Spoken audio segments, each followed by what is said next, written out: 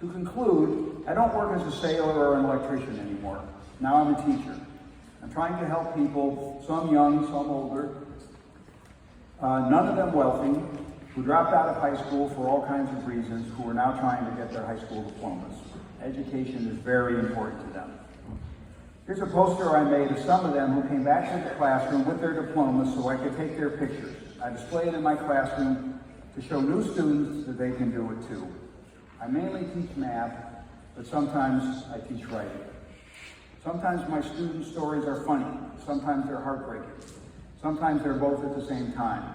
Very often they're inspiring and tell of courage and determination to succeed despite tremendous obstacles. I tell them that every person has a story to tell. Even in my math class, I urge them to tell their stories, to write them down. I've had students write about their home countries, their kids, scary subway rides, about being hungry or homeless or going to prison. One time a student wrote about clouds. Another wrote about the smell of baking bread. He was just sitting against the wall of a bakery one day on a day like this, closing his eyes and enjoying that wonderful smell. Then another guy came along and said, "I want that spot." My student looked up and said, "You want to fight me over a smell?" Was that story the cure for cancer or for world peace? No, but it was great writing and I remember it today. I tell my students that it doesn't matter what they write about as long as they write. I urge them to write about something they feel strongly about.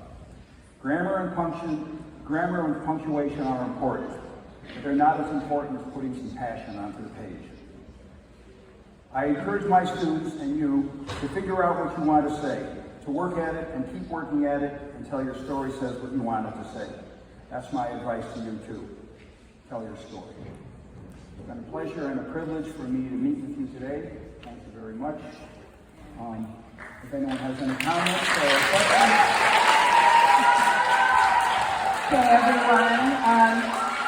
I think the most amazing thing about Mr. Lance is his life experience. And when someone can transfer their life experience into a book, that's what makes it even more meaningful. So we have some questions that the students have prepared in advance.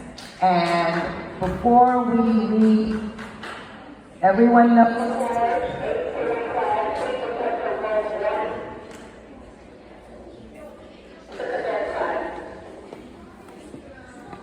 Okay, it takes a second for the mic to come back on.